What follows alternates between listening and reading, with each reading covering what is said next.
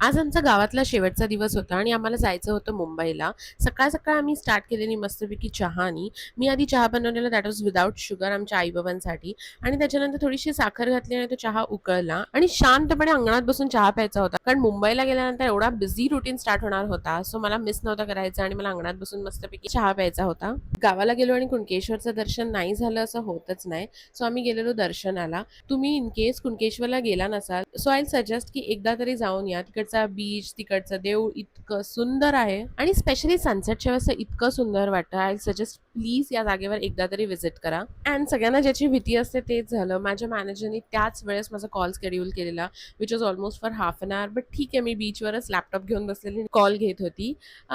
May be these are perks for remote working. But कधी-कधी I hate remote working कारण whenever I am travelling माझ्या डोक्यात continuous चालू असतं की हे टास्क कंप्लीट करायचे आहेत, कोणाचा कॉल येईल, एक्सेट्रा एक्सेट्रा.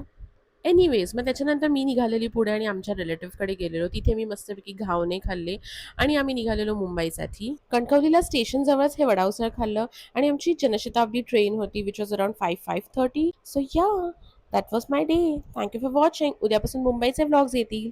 बाय.